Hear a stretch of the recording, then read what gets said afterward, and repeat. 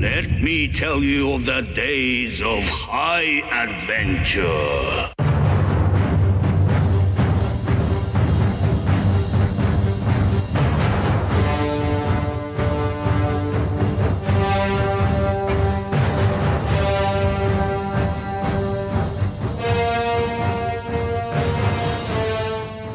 Hi, I'm Kevin. And I'm John. And this is 6 Degrees of Schwarzenegger, the podcast where we take a long, hard look back at some of our favorite action movies from the era of Arnold. Schwarzenegger is the icon of the genre. And we're taking a deep dive into some of these 80s and 90s cult action movies, and we're breaking them all the way down.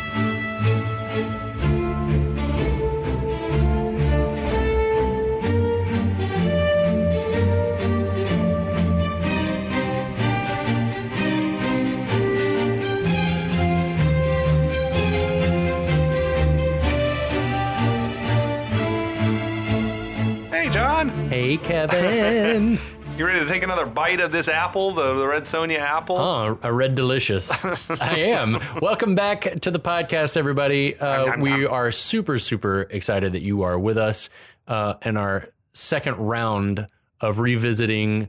I won't call it a classic because it's not, but it is enjoyable for being kind of terrible. It's a lesser known Arnold movie. It's one of the few times that he's not like front and center, the central character, I guess, right? It really is. It's like, how many times can you think of Arnold being a supporting character? I mean, he was barely in Terminator. Right. But, you know, he still was like so memorable. The title character. Yeah, of course. But man, yeah, I don't know. It's still... All right. So as someone who saw this movie with fresh eyes for the first time a couple of weeks ago, what were your initial impressions of Red Sonja? Because I knew a little bit of the backstory of it, and that Arnold thought he was signing up for a cameo, basically. Right. I was surprised how much Arnold was in it. Right. I was expecting like it to be, but I was expecting he was in maybe like 45 minutes. I was expecting him to be maybe more in like 25 minutes or something, which is still goes beyond cameo status. Right.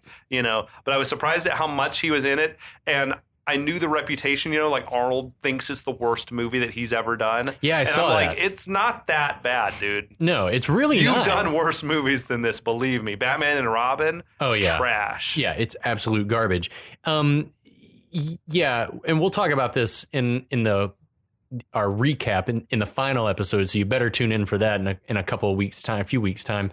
Yeah, for as much as it got panned, it's not the worst thing that happened in 1985. It's really It's no worse than Conan the Destroyer. Right, which I also, there's a soft spot in my heart for that movie. Okay, yeah, it's you know, Conan the Barbarian, you can look at and say, this is an objectively a good movie. Yeah. I feel like it was the one and only probably good Barbarian movie.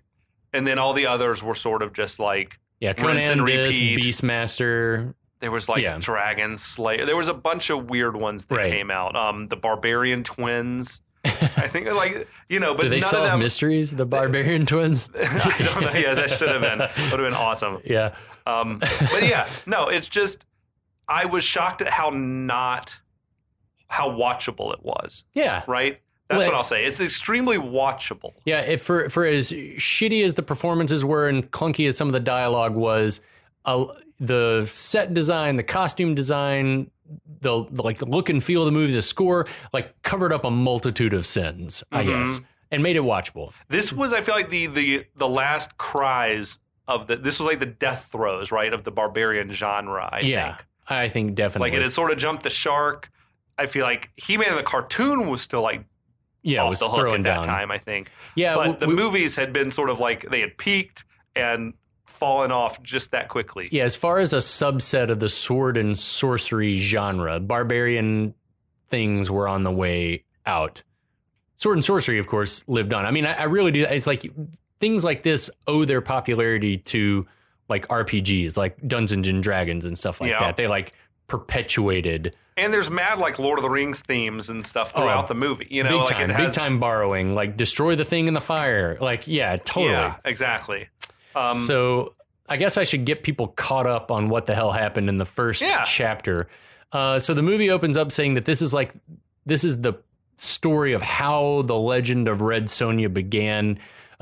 It opens up with a blue fairy telling us that Sonja's family had been wiped out. She'd been sexually assaulted by Queen Gedren's soldiers because she spurned Queen Gedren's overtly sexual advances. Yep.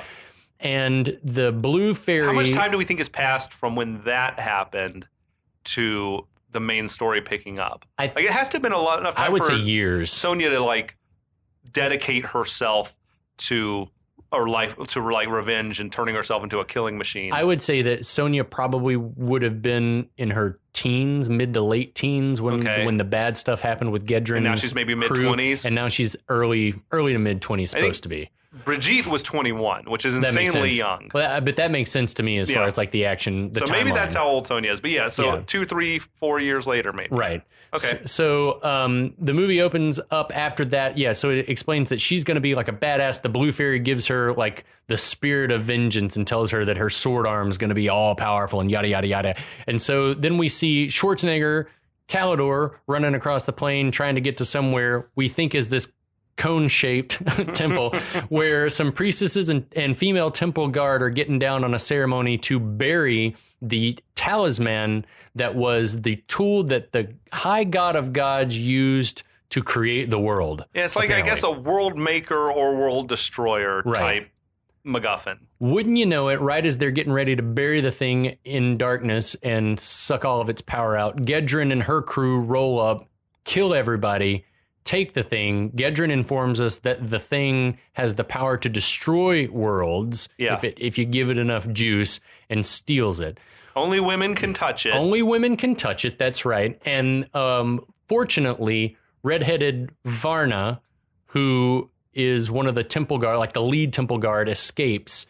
And as she's escaping, she's mortally wounded, but she manages to tell Kalidor everything that's happened and says, we got to go find my sister. I know where she's at. And that's where we pick up. Absolutely.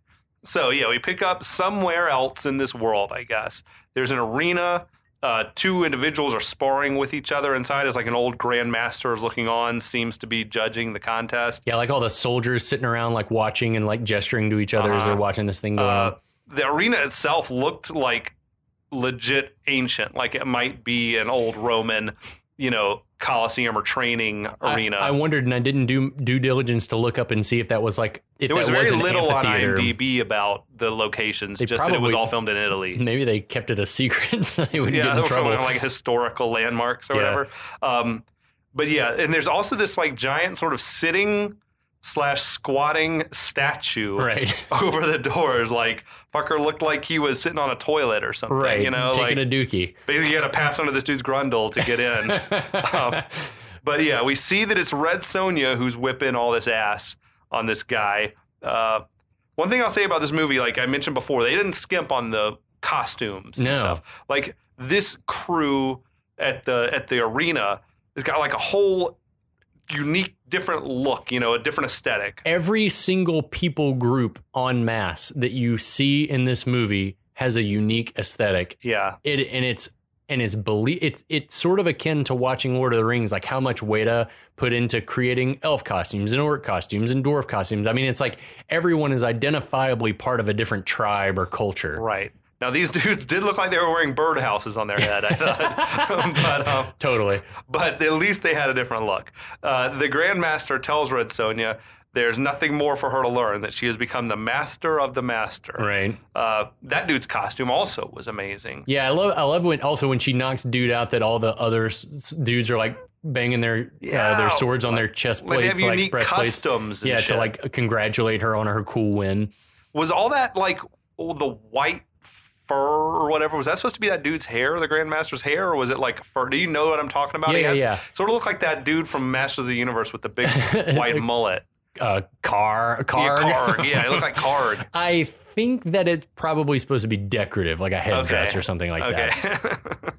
But her opponent, Red Sonja's opponent, tries to hug her in congratulations. Which is weird because I don't think that would happen anyway. She pulls back in confusion. Yeah. The Grandmaster, this gets weird. The Grandmaster tells her she must learn to love men more. that they're not all evil. He's like on some, like, this is kind of problematic, and he's like rocking some, like, not all men shit. You know? Yeah. It was just odd. You don't know his heart. So Sonja says, well, we each must judge by our own experience, which is fair enough, right? He says that her hatred of men could be her downfall. And she says, well, she doesn't hate all men. Then the Grandmaster sort of makes a pass at her. It's like, well, if I was 30 years younger, and it's like, okay, creepy, dude. It didn't come off quite as, it kind of came off as sort of endearing. Like if I could still get it up, maybe, but I can't now. So I'm no threat to you. So he leads her away and says a great swordsman must have a great sword. Ebert derided that line. Because swordsman? Well, no, she said, no shit. Like, of course a great swordsman needs a great sword, you dumbass. Like, he was like, that line sucks. So they wander over to the forge where this blacksmith is like making swords and shit. I want a sword. I would also love to do some smithing. I think that'd be so much fun. Mm-hmm. That'd be badass and good for your body. Get yourself an anvil. Yeah, exactly. Take out some aggression, pound some metal. The Grandmaster tells her to choose. It was like Miyagi telling Daniel to choose a car. Yeah. Type shit. You choose. Which I always thought Daniel chose the wrong car. Yeah, I know. There were some better looking cars. There was a sweet little compact blue sort of convertible that I was like, oh, that's the one right there. Anyway, she examines the swords. She hears that voice. The voice of vengeance. The beginning again. Yeah, the exposition fairy, the patron saint of revenge. I love the exposition fairy. She's Sonja. She's like looking around. The Grandmaster's like, Sonja, what's going on? What are you doing? Grandmaster's like, It guides her to a certain sword, I guess, which she pulls aloft, and like there's a mystical whatever music swells. There's like golden light. It's very like Sword in the Stone, King Arthur stuff. I feel like they could have done this better. I totally agree. Like, it should have been more magical. It shouldn't have been just like there's one sword that's been pre-made that's sitting on the rack. She just pulled one out of the rack. Sonja shouldn't have been buying off the rack. That's why I feel like any type Lord of the Rings situation or any Excalibur, whatever, like there's always some special lore about the hero and their sword. Like she should have had to retrieve the sword from somewhere. Or I would have even been happier if like she hears the voice calling and she went to like the corner and there was one wrapped up in cloth and she, takes this one that you couldn't even see. It was hidden underneath like whatever and she unwraps it and it was like. You must choose wisely. Yes. It was just like, this was just, she just pulled one of a dozen out of the thing. And to me, it didn't even have like that cool of a look or anything.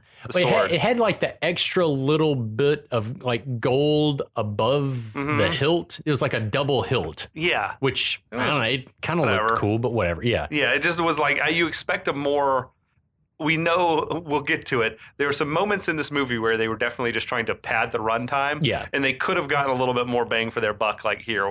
Yeah, just totally. Like padding this scene out, make it more epic. Yeah, agreed. Anyway, Kalidor comes galloping into the arena, like passes right under that dude's gooch, the statue. He says, I'm looking for Red Sonja. She just steps out, says, yeah, I'm Red Sonja. He's like, we got to talk about two things. First, Sonja's hair. Like, do you think that's real? Do you think that's Brigitte Nielsen's coming out of her scalp? It kind of looked, the top bit looks real. She's wearing a headband the whole movie, right? Yeah, it could sort of hide a seam. I think that it is, her hair's been dyed and they've got that thing clipped, but it looks, for what it's supposed to look like, it looks believable. I was like, they either it's real or they have just the most amazing wig master on this production. I'm telling you, they skimped on nothing but the acting. Yeah. And I will say the short chop bit on top, like, definitely is her hair. Yeah, for real. Yeah. Yeah. So it's just, they did a killer job with that. In fact, it might just be clipped into that headband and just looks amazing. Number two thing to me is like, is it just me or do you feel like a little melancholy when you see Brigitte Nielsen in these and she's young and pure? And yeah, I do. I mean, she just had her baby. Yeah, she had a kid when she was like 54 or something. Crazy. So I feel, like, here's what. Life is a journey, and her journey has been topsy-turvy like anyone else's. Maybe hers more so because of, the excess of Hollywood and yada, yada, yada. And I feel like Hollywood like ran her into the ground. Yeah, like took advantage of her. And definitely. But, you got to hope that people find themselves and that she's found peace and she's happy and healthy now. And she seems to. She's married to like a dude that's our age. Hey, Good nice. for her. Yeah, good for that guy. Yeah, good for him. So Kalidor, back in wherever the hell they are, Kalidor tells her, your sister is dying. I can take you to her. Very just matter of fact. Yeah, it's like completely flat delivery there. Arnold was like, I need lines I can remember. There was no sympathy or anything like in the way he said it. Your sister's dying. Okay, cool. Okay. So Sonja bids farewell to the Grand Master, hops on her horse, and follows Kalidor. No questions asked. Thank God the horse was parked right there in the arena. They're riding across some green countryside. More killer outdoor photography. They arrive at this giant stone statue of like an ox. It looked like a garden full of stone statues, and that ox-like thing was like the most prominent one. That was the only thing in the whole movie that I was like, I can't exactly tell what all is happening in the painting. I think that one I thought was real, maybe. Like maybe it was constructed because it wasn't so huge that you couldn't do it. But then it was also like it was almost built on top of like a dinosaur. That's what I thought, that they'd put something on top of something else or in front of something else so that you couldn't tell exactly like what was going on. Scaled sort of thing underneath. Yeah, it looked like a dinosaur fiberglass statue you run across like out west somewhere. Yeah, but Kalidor had like parked Varna underneath this thing, I guess, to keep her out of the sun or whatever. Varna seems to be near death. Right. She tells Sonja that the talisman was stolen, the priestesses were massacred. Sonja tells her to save her strength, tell me later. So I want to know, like, in another version of this movie, the director's cut, was like Sonja says, you killed my brother and my sister later on in the movie. We'll get to this. But like her whole family is supposed to be massacred, I guess, except for Varna. So do you think that like was Sonja supposed to become like Varna's telling her all this stuff? Like she's savvy, like she's in the know about all this. Sonja's hip to what the talisman is. Like, was Sonja in training to become part of the guard? I bet yes. I bet like maybe Sonja's family, like the daughters, become part of this warrior clan. So they're like part of they're part of a tribe where all the people become protectors of the talisman. Yeah, I like that idea. That sounds I don't cool. know if there was another sister that got killed at the massacre at the house. Makes it sound like a younger sister, perhaps. Probably, yeah. Or if when she talks about you killed my sister, if she's talking about Varna, I don't know. I wish that she was related to Dar. I wish they were from the same tribe. Yes, the Beastmaster. That would have been so cool. Himself. But anyway, so that makes this make more sense now, like thinking about it in retrospect, because Varna's just rattling all this stuff out like Varna probably trained with the Grand Master before she went and joined the, maybe like that's just how their family was. There's a whole level of world building. Yeah, you could have made a longer movie. And like you go to the Grand Master to train to become temple guard or whatever the fuck. Totally. That would have made way more sense. I'm way into it. Dino, god damn it. Anyway, sorry. So Varna tells Sonja there's no time. Look, the talisman has terrible power. In 13 days, it could destroy the whole earth with storms and earthquakes. Very specific. Yeah. Why would Gedren want to destroy the world? I think she thinks she can control it. Oh, she seems crazy. That makes sense. Yeah. I think she thinks I'm going to use it to conquer the world. Like maybe she doesn't know how unstable it is right now. Weaponize the talisman. That's what I was getting from it. It's sort of like it's like the Ring of Power, to be honest. Because they were just saying like nothing you can do is going to stop it from. Yeah, exactly. Like the Ring of Power. Like nothing you can do is going to stop it from being absolutely evil. Like it must be destroyed because it's going to corrupt whoever's near it, sort of thing. Like, how do you get it to create? I don't know. It's weird. They don't do a lot. They don't never tell us really how it works, right? How does I don't know. So only God can use the thing to create the world, but then once he's done creating, it just is like a reverse. It's like a vacuum. It has only the power to destroy. Okay. All right. I don't know. But Kalidor, they're talking about the Earth ending. Kalidor's looking on with moderate interest. He's like sort of concerned, halfway bored. Mostly like he doesn't get. It's like, what is happening? What are you talking about? If I'm hearing that the Earth is going to end in 13 days, I'd be a little intrigued. I heard a good deal about a Dark Lord talking about the end of the world. So Varna makes Sonja swear that she'll destroy the talisman by sending it into darkness, right? Because it gets its power from the light. Again, it needs to. In case you didn't hear it the first time. See, maybe if you put it in darkness, it would like become more stable or something too. Like you could maybe keep it in darkness for a few years and then it would become something more controllable. I don't know. Interesting.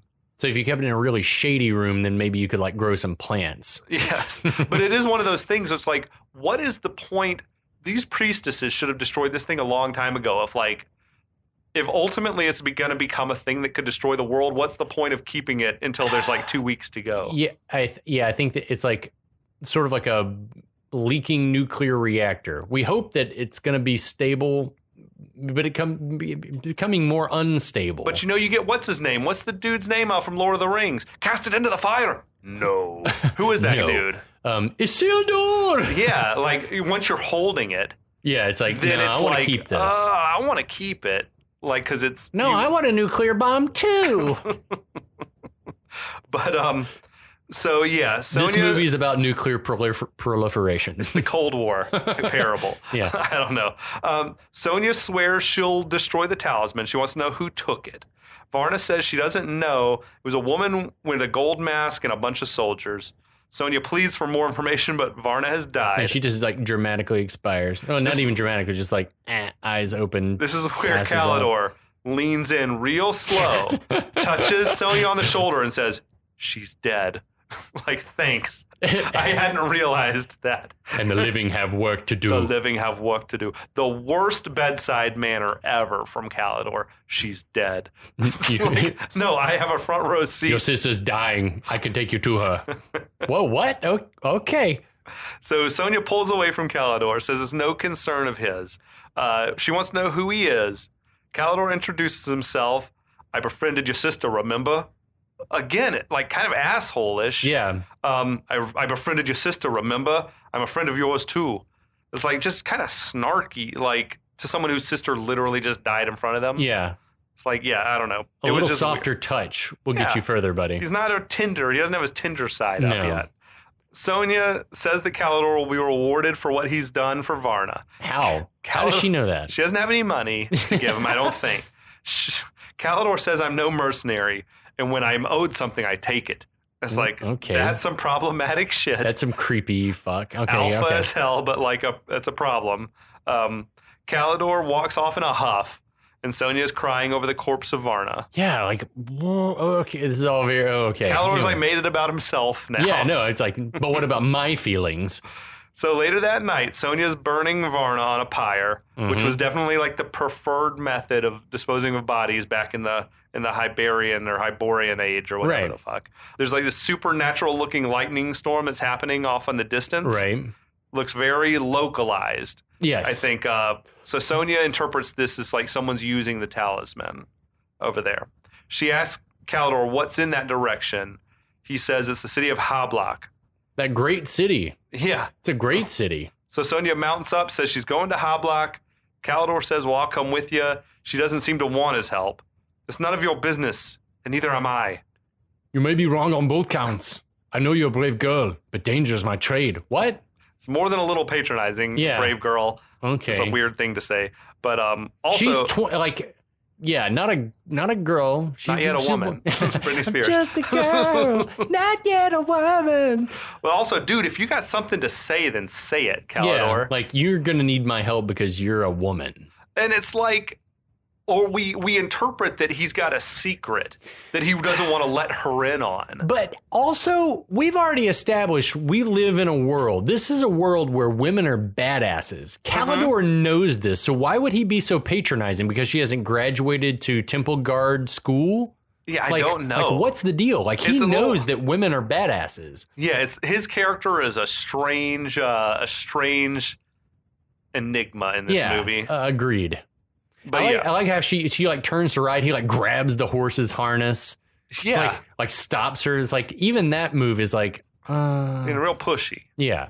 So she insists that she doesn't need any man's help, and she goes riding off towards that lightning storm. Elsewhere, a young Prince Tarn, that's Eddie Reyes Jr., and his slave Falkon, played by Paul L. Smith, they're engaged in some type of bullshit, like around the ruins of this colossal old statue. Yeah. This is a weird intro to two characters who we have never seen before. Right. So, yeah, like Tiny Tarn, this little boy standing out on the fingertips of this giant stone hand that's like perched on the edge of this, balanced, precariously, and this dude Falcon or whatever is like on the wrist end, like trying to keep it steady.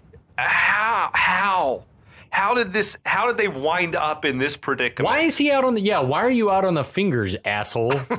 I don't know how. Was he like? Did it just? Yeah, it's. I want to see what happened just before this, but this is like some sitcom shit. It really is. It's it's supposed to be. Well, I mean, it is funny because like the kid Tarn is like berating Falcon, like calling him all kinds of names and vicious stuff. Yeah. We'll talk about like he was like calling him slave and you big dumb oaf and all that type shit. Talk about the way they're dressed. Like Tarn appears to be about 10 or so. He's dressed in like this crimson and gold robes, carrying a sword. He's got what looks like some sort of a crown that he wears on his head. And, well, both of their outfits are very, very reminiscent of like, I don't know what time period, but like ancient Chinese dynasty, like imperial clothing. Especially the headwear, I thought. Yeah, the headwear especially. And then Falcon is, he's dressed in the same colors. He's carrying like 5 throwing knives across his chest. He's a big, hefty dude. He carries this massive bone on his hip, like a bone weapon. I don't know what kind of animal it came from. It's like a femur of something. Something huge. Something bigger than a horse. Yeah, exactly. I was a caveman one time for Halloween, and I had something similar, like a big plastic bone that I was just like, that just reminded me of that. And I was like, oh, that's totally cool. So Tarn is relentlessly berating Falcon as Sonja arrives. Falcon's like a better man than me because I would have just dumped this little kid in the mud. He's like, he's supposedly above a pit of like boiling mud. Yeah, so like Falcon like steadies this giant stone hand, which would be no mean feat, and then tells Tarn to come to him, and then Tarn yells back, "Don't give me orders, slave, or I'll have you hung by your heels." I'm like, fucking let him die. Just like let him go. Just tip that hand in. Just push it up and let it slide down. Absolutely, man. So Sonja arrives, tells Tarn to hold steady. She calls him boy, which pisses him off. Yeah, this really pisses me off to no end. Sonja helps rotate the giant hand around to where Tarn can hop off to safety. But now Falcon is like dangling over the boiling mud. She struggles to keep the hand balanced while Falcon sort of like awkwardly and humorously clambers his way off. It's like clearly the comic relief has arrived. So does this not paint the picture that Sonja is also very strong? I don't care what kind of a fulcrum that hand is on. It weighs several tons. It would have to be balanced perfectly for her to be able to effortlessly sort of. So so I think she is stronger than your average human. Stronger than the average man. So Tarn orders Falcon to give Sonja a reward for helping her and inform her who I am. He says, "His Royal Highness, the Prince Tarn, great Lord of Hablok, keeper of the spotless throne, great elephant who fertilizes the world with his..." And he starts to mouth the word shit. Tarn said, "I told you not to say that. Do it again and I'll have you impaled." Wait, I mean, but obviously Falcon's like reciting some like titles. So is that not an actual title? Yeah, I don't know. Maybe he doesn't fertilize the world with shit. He must not like that one. Yeah, well. This dude, Paul Smith, has an incredible voice. Well, I love the little bit of, I don't know where he's from. I would argue probably though he's like from New York somewhere, because like sometimes like a little like Brooklyn or whatever like creeps in there. It's like, I think so. He's awesome. Paul Smith is awesome. He's also got the coolest name in the movie. Falcon is like by far the coolest name of anyone. Anyway, Falcon gives Sonja a gold piece as a reward. Sonja looks around at the ruins of Hablok, says it looks like he needs the money more than she does. Falcon explains that they were attacked by Queen Gedren. Sonja seems in disbelief at the mention of the name. Gedren? Yeah. Queen Gedren? Yeah. It's not great acting. Not great acting at all. I feel like the cracks are showing in like Brigitte's acting prowess. Falcon says, she destroyed the city with her new weapon. Okay. It's very unclear how anyone actually uses the talisman. But how does anyone use the Ring of Power? Is it like you will something to happen and it happens, or? Yeah, so I mean, we see the invisibility when you put it on, but I also think that that it conforms to like whatever the strengths of the wearer are. So hobbits are known, according to the book The Hobbit, for like being, they can sneak around. Bilbo's the burglar, quote unquote. And so Frodo, not wanting to be seen, isn't seen, but he's transported into the world, like the Wraith world. So like if Gandalf put it on, some other right, and he felt like he'd be too shit. Powerful. Same with like Galadriel. Yeah, it's like he'd be righteous, but he'd be self-righteous. It was like, I know what's right, but it would become like overbearing. But like, what could a person wearing the ring, what can they do? Like, do they have abilities to like level a mountain?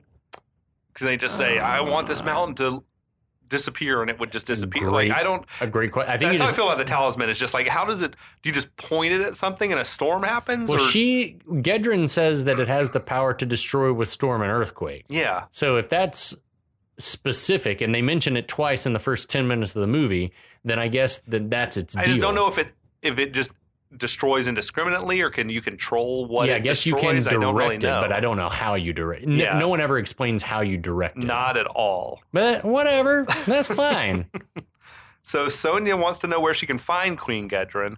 Falkon says she's gone to Birkebane, the land of eternal night. Okay. Not the greatest place probably to take something that needs light for power. Yeah, exactly.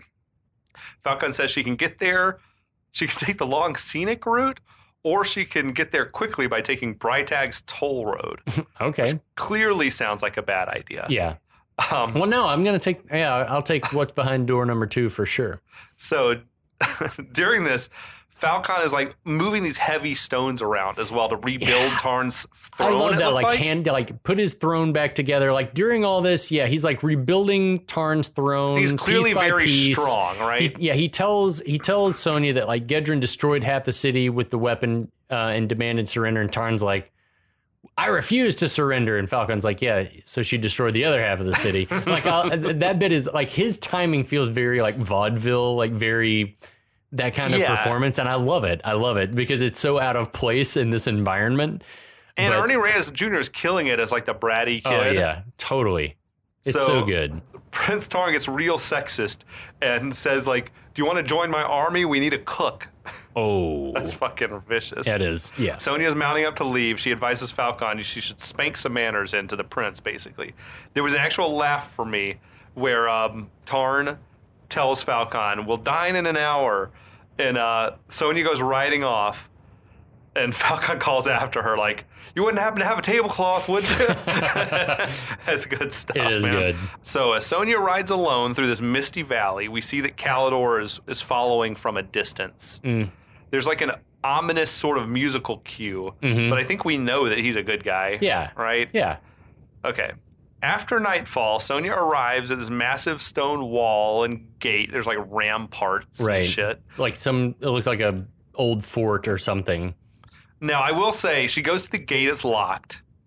I would say, granted, you're going to need your horse, I guess. You're going to need a horse. But this was like the most climbable gate in the world. Like, if a person just really needed to get to the other side, it was like a... Could be done. You picture sort of a rope, like a cargo net. Yeah. It was like that style made of wood. Like, you could just easily climb it and hop down on the other side and then maybe find another horse or something. Yeah. But, the set was fucking cool, man. It looked real, right? Yeah, I wonder about all the, like, a lot of the locations in this movie. I'm like, where was this?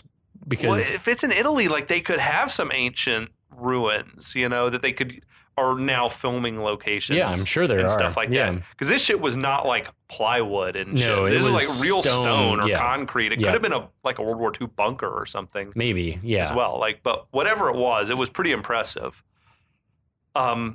So, yeah, the gate is locked. Sonja calls out to Brytag to come open the gate. Yeah, she started yelling at Brytag. Brytag. That nag. Yeah. I'm kidding. A man's voice calls out from upstairs somewhere. Yeah.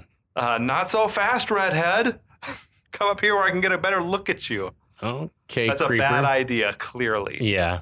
Sonja says she has no time to waste, but the voice calls back that he has plenty of time, which I kind of liked. Sonja reluctantly rides her horse up to the higher level of the structure where she encounters a bunch of soldiers. Again, amazing armor for this new group of people. Like very reptilian looking armor. It kind of reminded me of the Jun at the end of the Beastmaster. The one with like the wings, like the bat wings. Totally. Yeah, it was sort of like fins, on the. It's very cool. It's awesome. It's like webbed sort of wing type shit going on. So she rides in further. She finds Brytag reclined on a throne in front of a huge golden statue, which I felt like the golden statue might have been a statue of Brytag. I think it was too. And Brytag, we should mention, this is Pat Roach, who was the big Nazi that beat the shit out of Indiana Jones at the plane, like in that scene, in that iconic scene in Raiders of the Lost Ark. Yeah. He was in all the, at least the original 3. Oh, really? I didn't know that. And he was chopped out. His scene was chopped out of the 3rd one. But he was like... Was he the big dude that beat the shit out of Indy in Temple of Doom? On the conveyor belts who got crushed in the Rock Crusher in Temple of Doom. So he was the abusive slave driver. Yeah, I feel like that beard that he had in this movie might have been left over from Temple of Doom. All right, now we're talking. Yeah, that makes sense. Yeah, it was rad. So he calls her a wench, tells her that this is his land and all who pass through must pay him tribute. He's flanked by a couple of scantily clad, like, buff bodyguards. One of them was Sven Ole Thorsen. Hey! Sven! We love Sven. Arnold's bodybuilder friend who turns up in most of his movies. I love that. In some capacity. I love the loyalty. Yeah, dude, I dig it. So she asks how much it's going to be to pass through. He says he doesn't want money. He wants the tender kind of tribute that all women pay to Brytag. He says this fingering his large golden key. Oh, yeah, dude. It's I'm telling you, man, this movie's horny, dude. Yeah. Everyone's trying to fuck somebody. It's gross. So I think this movie was way ahead of its time, though, in some ways, like depicting how unfriendly the world is to women. Yeah. Like, oh, yeah, men pay me money. Like, women have to fuck me to pass through. It's gross, dude. Conan and other barbarian movies, like, is like a misogynistic world time, that they're existing in. It's unfriendly to women, and the fact that you have these powerful women characters is kind of cool. Yeah, agreed. So she hops off her horse, draws her sword, asks, well, what if I refuse, and instead I just slice open your fat belly? And he starts laughing. This was also funny to me. Yeah. He says, I fought 177 men, and only one survived, and he's got no legs. Yeah, I loved all that. That shit made me laugh out loud, same. dude. She asks, well, once I've killed you, are your soldiers going to let me leave unharmed? And then... I love this whole bit. Yeah, Brytag tells his men if she kills me, they're to let her leave. Yeah, when she's killed me, you'll let her go unharmed, won't you? And there's this very like half-hearted chorus of agreement. Like, yeah, sure, we'll let her go. Yeah, it's fine. It's cool. I think it's the insincerity comes that he just doesn't see losing to her as like a possibility. But also all those guys are like, yeah, totally sure, cool. We'll let her leave. Yeah, wink. Totally wink, nudge, sign them all. So Brytag draws his sword, says, I'm going to feed your eyes to the bird, red hair. She's fixated. I don't need eyes to find you. I can smell you at 100 paces. Her delivery is woof. Yeah, she was way too green. She does not know how to talk. To like try to deliver zingers is not not going to work. They trade some blows. Brytag knocks the sword out of her hand. She grabs a torch and sort of uses it to keep him at bay. Right. She gets back to her sword, picks it up, busts out some sword moves. Very cool looking. Yeah. They trade some more blows, find themselves like nose to nose in sort of a stalemate, like test of strength type shit. Brytag shoves her away. She lands a big blow on his shoulder. Blood splatters everywhere. He's furious. It's like the reddest blood you've ever seen. Then, he says, I will tell the future in your entrails, red woman. She says, I know my future. You have none. Again, she's like struggling to get the lines. Find with the emphasis. I know my future. You have none. Yeah. But anyway.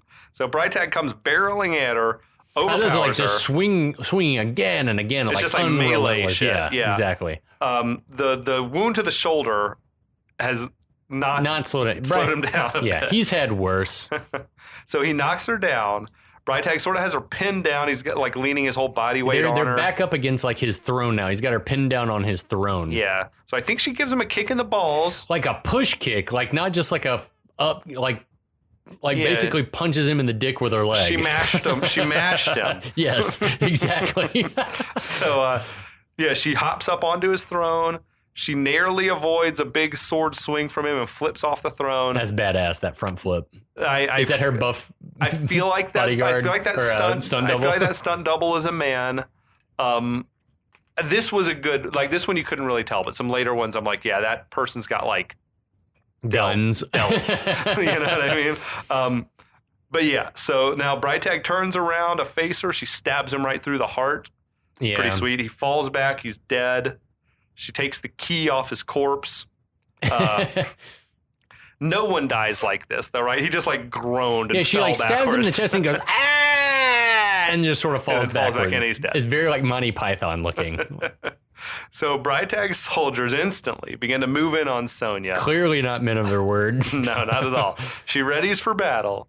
Like, yeah, they were quick to break that promise. So just then, Kalidor burst onto the scene. Deus Ex Machina. Yeah, starts laying waste to these dudes. Siskel and Ebert hated this. Hold on, Sonja. Like, they're like...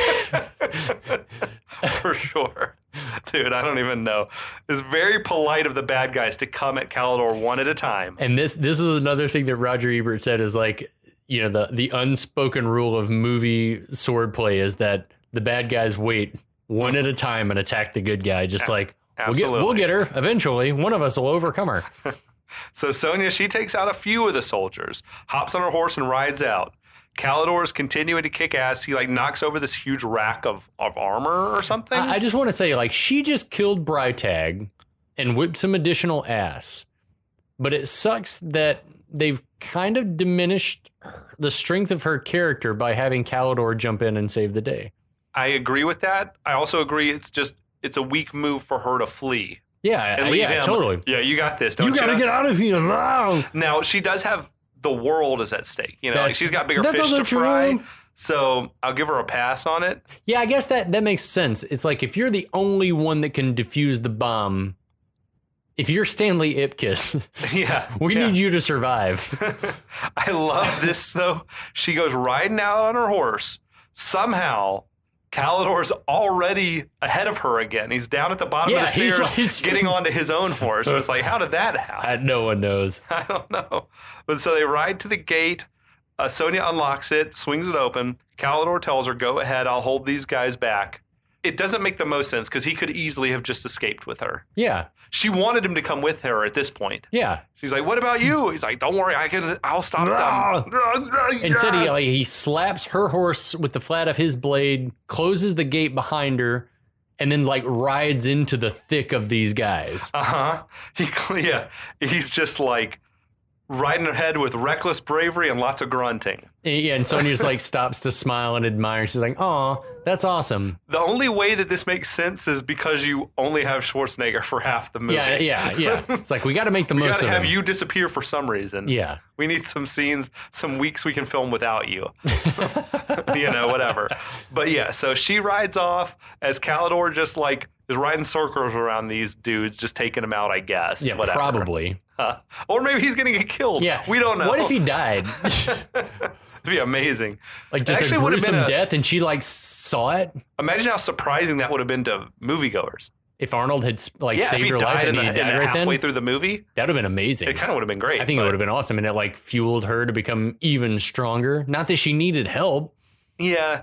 Like we sort of established her superhuman strength and then we never revisited it again in the whole movie. No, she never does like a real feat of strength again. No, he's always helping her. But anyway, we'll talk about that later. Yeah. Yeah, I think we've reached the end of this chapter. Unfortunately. Yeah, we'll be back. There's so much more that's going to happen before the world either ends or doesn't end. So, check back in with us in a week's time. Yeah, find us on our feed. Find us on the Last of the Action Heroes podcast network, if that's where you're listening. And we will be back.